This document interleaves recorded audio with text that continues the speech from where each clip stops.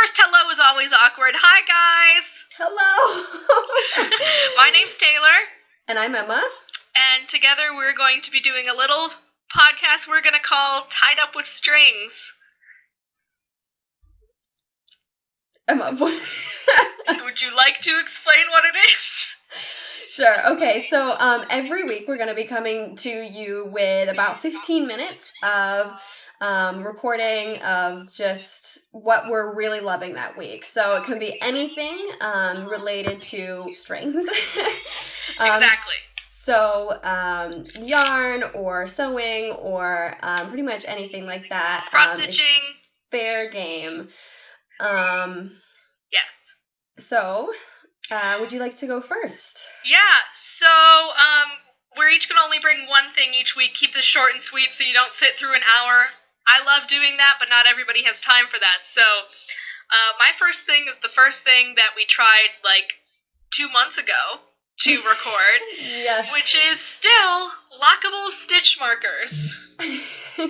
So I think these things are badass, and that doesn't count as a bad swear word. They come like this that you can get in Joann's, or you can find like fancy ones that look like little safety pins, or you can get ones like these that are like sort of jelly and squishy. It's falling out of my hand. Jelly and squishy. But they just, half of the time I put it on, I'm like, oh, this needs to be 2 stitches over. Well, then I can unlock it and slide it in around my needle, snap that baby closed, boom, stitch marker solved.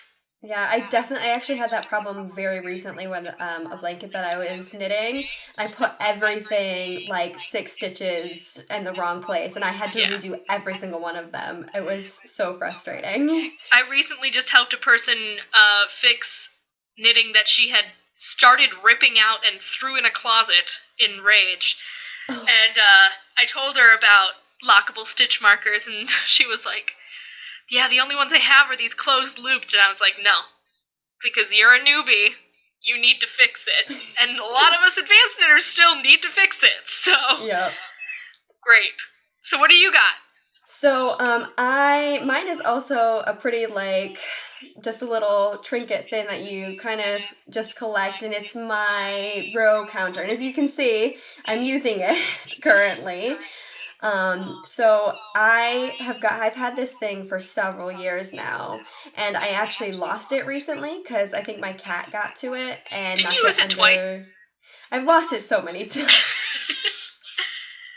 So yeah, I lost it. I lost it for several months because my cat knocked it under our oven. And then I found it, and then I lost it again for like 2 weeks. Exactly. But so I really ought to buy more of these because they're like $5 on Amazon. Keep one in every project bag. Every project bag, every room, because I use them for just about everything. Like right now, I'm counting increases on the sweater I'm knitting. Mm-hmm. So I have to increase like every 4 rows, and like it's so hard to keep a tally. I could use a progress keeper, but even so, sometimes that can be like you hooked it onto the wrong row. So It can be nice to click. Yeah, and I really just like having the physical little clicker here. And it locks in place, so it doesn't, if I throw it in my bag, it's not gonna lose count of my rows, and it's really easy to reset and everything. So do you like the ones that, you slide onto the needle? That you, I do not. Turn those? I don't like those either. They're not very easy to turn back when you mess up. Mm-hmm. Yeah, honestly, I've never actually used one, because this is the only one I've ever owned, but I don't like the idea of those They're very not much. Great. They're not great. I have enough trouble, when I first put, a progress keeper on or something, when it's, in the way, on my needles, it bothers me. So if I were to slip something on my needle, have it on my needle or in my work, no. It just gets in the way. Yeah, I think especially now that a lot of people have moved to circular knitting and circular needles, those aren't good. I use an app that's essentially that, but I have 12 sheets, and I just color code them. But it's not the same as clicking a thing, doing the physical movement, because sometimes you're like, wait, did I hit this thing? But it's easier to remember that you clicked it with your hands. So yeah. I agree. And it's really nice. Sometimes I'll just be sitting on the couch with my boyfriend, and I'll hand this to him, and I say, when I say, do a click, and he does it for me. And so That's nice. it's really sweet, and it's like, and that way I don't have to like move my hands from my knitting or anything like that either. Yeah, my husband would not do that because he'd be like, what? 2 minutes later after I had said the thing, and I'm like, dang it! So. Yeah. Well. That's how our brains work. That's just about it, though. Yeah, for our first episode. So you guys can expect this exact format. Just we're gonna bring in something we love about our crafting life, and feel free to comment your thoughts on the things we love in the comments below, and tell us we're right. Don't tell us we're wrong. Or if you hear us talk about a problem that we have with an item that we like, tell us how to fix it. Something like that. So, yeah, you can find my knitting journey on Tayloth Lorien, which will be linked in the comments and stuff, basically everywhere.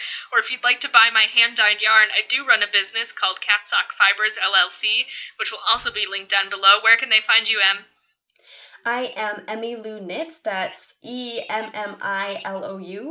And again, it'll be in the description, so I don't know why I spelled it out for you. Wow. But, and then I also have a blog, which is emmylouknits.com, and I am currently going through my entire journey of knitting my very first sweater. It's gorgeous. Thank you. I would not lie.